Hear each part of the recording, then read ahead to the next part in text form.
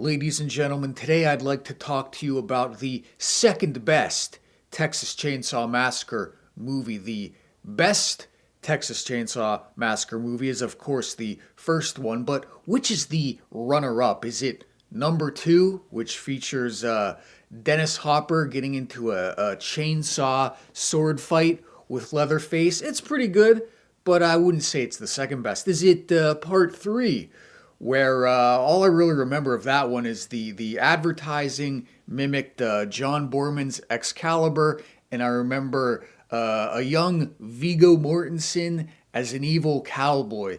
I wish you'd call me Tex.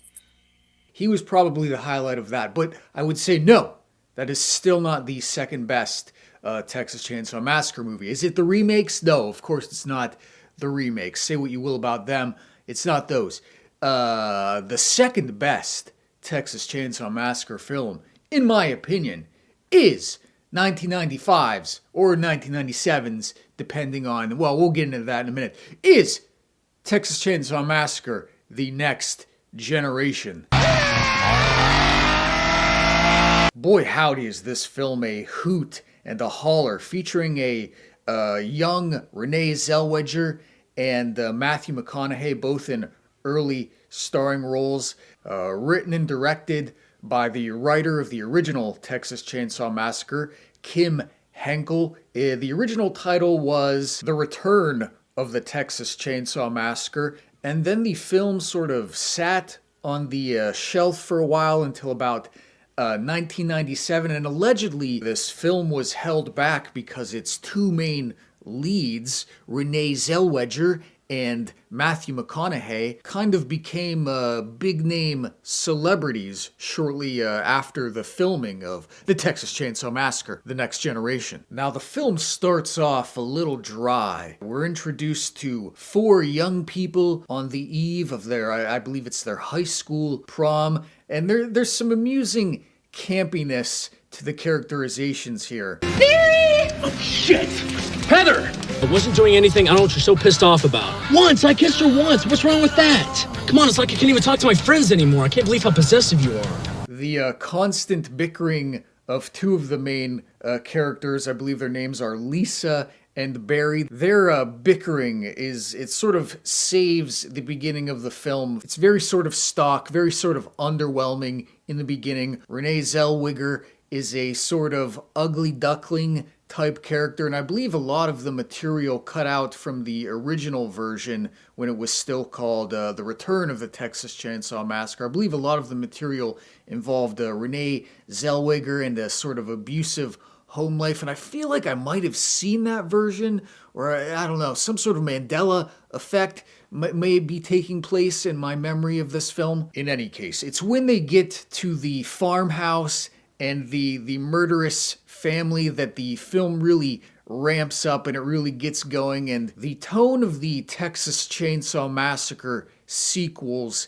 is almost completely different from the original film. They get increasingly campy, increasingly sort of over the top and silly, and The Next Generation is sort of that culmination of just, you can tell the actors are really going whole hog. You've got the one family member, his name is W.E., and he's kind of the intellectual of the gang. He's always quoting whatever, Ralph Waldo Emerson. Conversation is a game of circles. That's Ralph Waldo Emerson.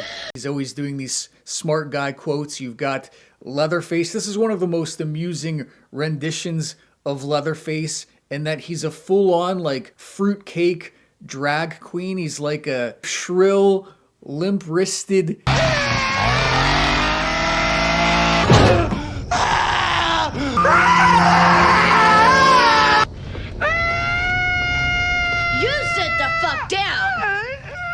Shut up!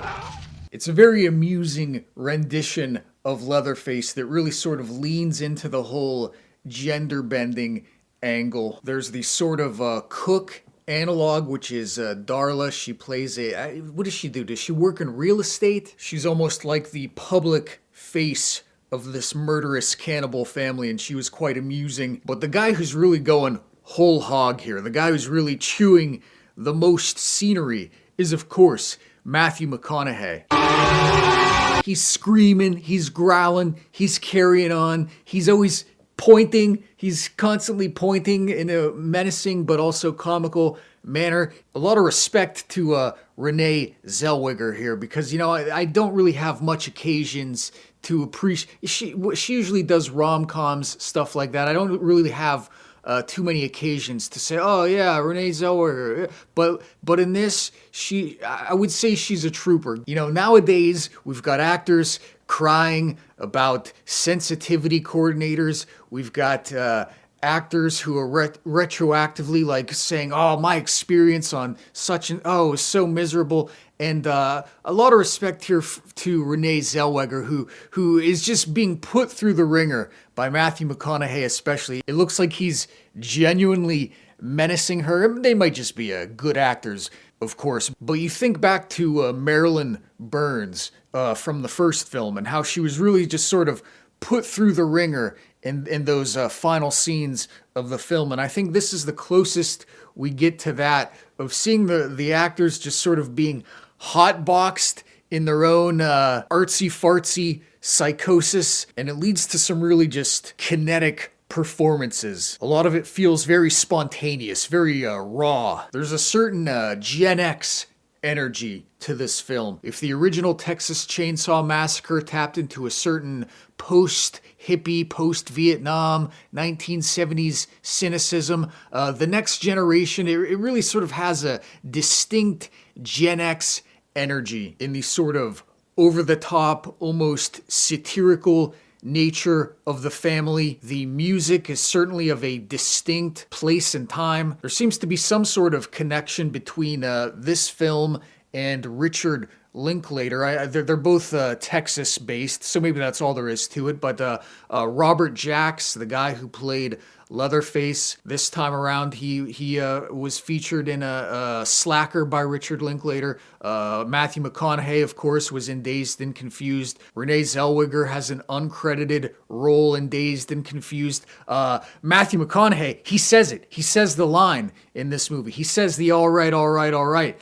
I thought that was just a sort of Dazed and Confused thing. No, he says it here too, and it is magic. This film adds an interesting wrinkle to the Texas Chainsaw Massacre mythos. In this film, it is revealed that the family is sort of working for the Illuminati.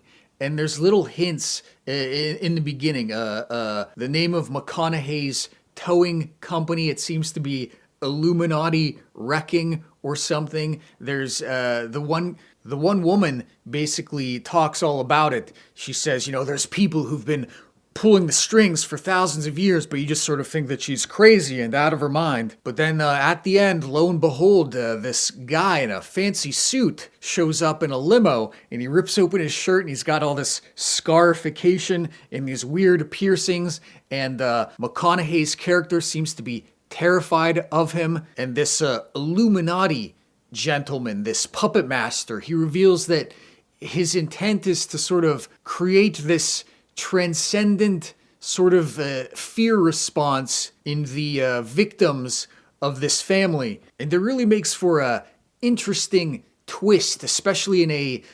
post-Epstein world, let's say. It does make for some interesting thematic material, that there is essentially some Illuminati adrenochrome harvesters running around in this film, tormenting poor Renée Zellweger. Anyway, the Texas Chainsaw Massacre, The Next Generation, not to be confused with Star Trek, The Next Generation, just a delight. One of my favorites, certainly in my opinion, the second best of the Texas Chainsaw Massacre movies. I say check it out. Okay, let me know what you think. Subscribe if so inclined. I write books if you like books.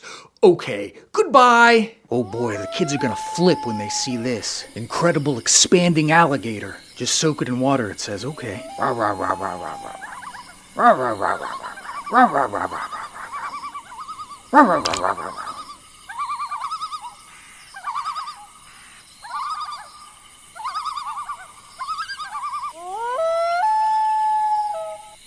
What is this? Is this a book? Nobody reads books anymore.